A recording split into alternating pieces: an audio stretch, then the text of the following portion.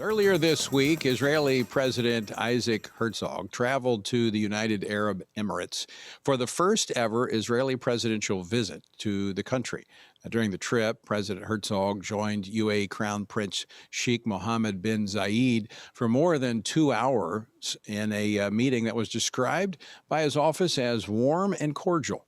With me to talk about the meeting, how it came to be, and what it could mean for the future of the Middle East as we see Israel becoming more friendly with its Arab neighbors is CBN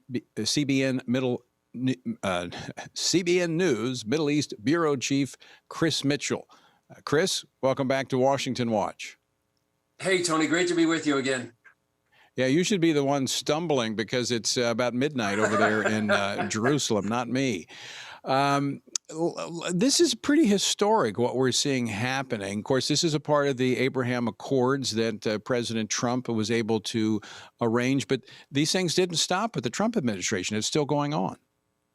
Not at all, Tony. And I think it's in the interest not only of Israel, but many of these Sunni Arab nations like the United Arab Emirates. Another one is Bahrain, Sudan, and Morocco. They're all part of the Abraham Accords. Recently, the Prime Minister, Naftali Bennett, he went down to the UAE, but now the President of Israel. It was a historic visit and just sign of the growing relationships economically, diplomatically, even militarily between Israel and many of these nations. It's really changing the face of the Middle East. Well, when you look at from a military standpoint, you've got intel that's being shared because they have common threats. Obviously, Iran is something that's helping bring these countries together. What's behind this? What brought this about? Well, I think it was probably the diplomatic initiative of what happened during the Trump administration. You mentioned earlier former Secretary of State Mike Pompeo. Here in Israel, it was David Friedman, the U.S. ambassador, and President Trump. They had just pivotal roles in actually bringing what was already beginning. I mean, Tony, you've been on some of those visits with our friend Joel Rosenberg, and some of these relationships were brewing under the surface. They weren't public, but now they're out in the open with the Abraham Accords. And I think, as you mentioned as well, Iran really is another driving force in this relationship. They see Iran, the Shiite country, trying to have hegemony around the whole region, and they want to present a united front against this. Iran is encroaching in Lebanon and Syria and Yemen and in Iraq as well. So they see that as an existential threat. These Sunni Arab nations, maybe even more than Israel. So they want to present a united front.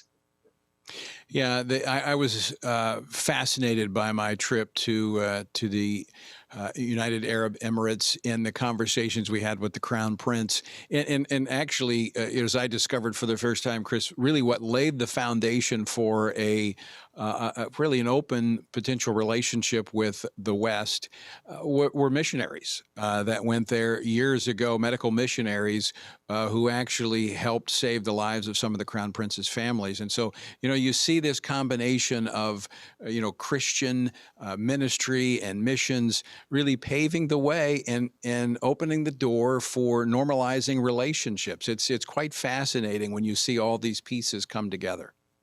Yeah, that was a great part of the backstory of what happened in the UAE and when we were there, and just see what impact these missionaries did have. One other element, Tony, about the visit of the president. During his visit, the Houthis, this terrorist organization backed by Iran in Yemen, fired a ballistic missile against the UAE, and certainly it was a signal by Iran that we're watching these growing relationships, and we want to interfere with those. We want to present a message that this is not the kind of Middle East we want, because from the Iranian perspective, they see these relationships, these growing relationships between these Sunni Arab nations and Israel as a threat. So you see these two forces converging right now in the Middle East. Well, let me ask you about that, because we do see the normalization of these relationships. You mentioned, not only the UAE, we're talking about Sudan, even with Saudi Arabia, there's warmer relationships there. We're seeing this happening. Is there a relationship with Amnesty and their report coming out calling Israel an apartheid state? Are there those that just do not want to see Israel getting along and being accepted in the community? Not at all. We did a story on that Amnesty International report earlier today on CBN News. And certainly, if you read some of the report, and if you actually come here to Israel and see what's really on the ground, you've been here many times, Tony. You don't have to be here very long just to realize going through Jerusalem or different parts of Israel, Israel's not apartheid. It is, that stigma of that word from the horrific situation there in South Africa from, say, 1948 to the mid-1990s. It's not like that. And Amnesty International seems to be part of the BDS movement, the anti-Zionist movement, those that want to delegitimize the Jewish state. So that's part of the equation right now as well. Some people that want to undermine the whole notion of an Israel, and they really want to see an end to the Jewish state and the state of Israel. Chris Mitchell, I want to get to a side that most people may not be aware of. Chris Mitchell, the author, you've written a book, and I want to talk about that. It's a book about World War II, not a geopolitical look, but a personal look. But I want to ask you one final question regarding geopolitical issues, and that is this conflict in Russia, Ukraine, the United States, Israel. Does this have the potential to affect the relationship between America and Israel? I think it does. And I think Israel's watching closely what's happening in Ukraine right now. They also have good relations with both Ukraine and Russia. They have good relations with Ukraine. It's a democratic country. So that really, they're on the same level there. On the other hand, they have good relations with Russia. The reason they need those good relations is that they actually need to go militarily into Syria to stop Iranian encroachment and the military development inside Syria. Now, nothing goes on right now inside Syria without the permission of Vladimir Putin. So he has given them free rein many times to go into Syria to stop Iran. So it's a complicated relationship. But I would say overall, Tony, that it's really the weakness of the United States that concerns Israel very much. The pullout from Afghanistan, the desire, almost the eagerness to go back into perhaps a flawed nuclear deal with Iran. Those things trouble Israel greatly. They would affect the relationship here in the Middle East as well as with the United States. And all of these factors are intertwined. And when you look at our foreign policy, you have to consider all of these factors. Okay, Chris Mitchell, I want to shift gears here and talk to Chris Mitchell, the author. You've written a book. Tell us about it. Well, Tony, it's called Dearest AJ, and it's the letters that kept love alive through the midst of war. You see the cover there. That's my mother on the left. That's my dad, Mitch, on the right. They met before World War II. They met at South Station in Boston. They obviously hit it off. And they began a relationship before the war. And then my dad was in the service before the war. He was actually due to get out around Pearl Harbor. Pearl Harbor changed the lives of so many people. So he stayed in the war. He went over to North Africa, to Sicily, to Italy. He was in a medical battalion, the 54th Medical Battalion. He helped set up field hospitals. He directed ambulance drivers. And so what happened when my mother passed away in 2002, my sister Jean, and I have my sister Jean and two other brothers, Brian and Kevin, we found these letters in her closet. There was 75 notes and letters that my dad, Mitch, had wrote to our mother. He called her AJ. Her name is Ann Jean. And we just read these letters, and they were just a treasure of their relationship, their love between each other. And it was also a chronicle of my dad's wartime experiences. He talked about what it was like in North Africa. He got there just as the campaign to defeat Rommel was over, but then he was on D-Day in Sicily, and he got malaria in Sicily. When he recovered, he went into Italy, and he went all the way up to Rome. He was there in the liberation of Rome, and he went into all the way up to a place called Cortina at the end of the war. Just a fascinating double story about the love between them, and also a chronicle of my dad's wartime experiences. Some of the letters, one of them is like this. It's called the V mail. Now, when there was so many letters going on, they used to microfilm these letters.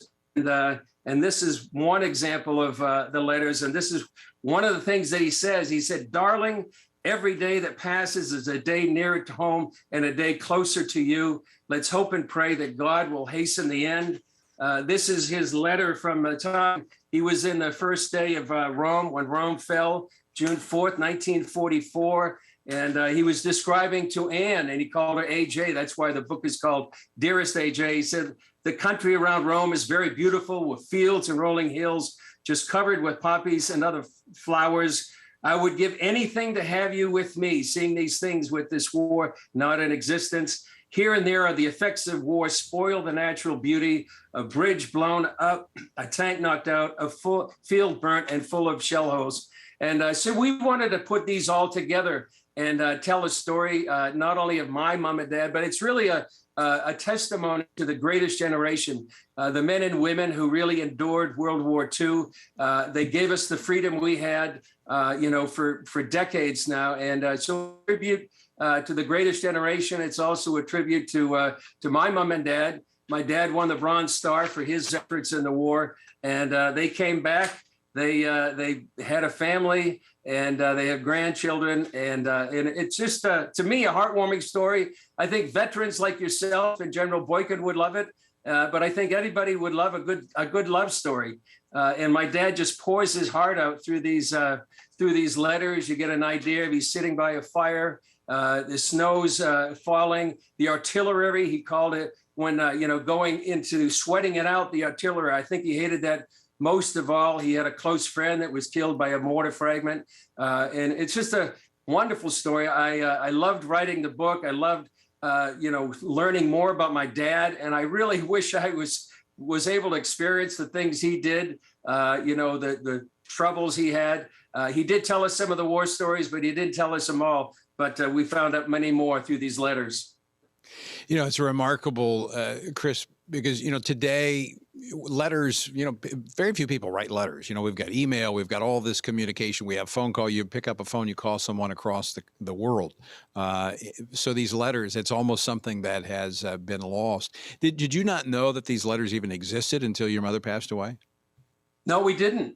We didn't. My sister, we were going through my mom's belongings. My dad passed away in 1999. And when mom passed away, we didn't know. And there was 75. And it really was a really treasure trove for us as a family. And, what got them through this time. And you can see that all through the letters was certainly their love for each other. And it was their faith in God that really kept them together. My dad refers many times about praying to get home to her, praying to get through the war.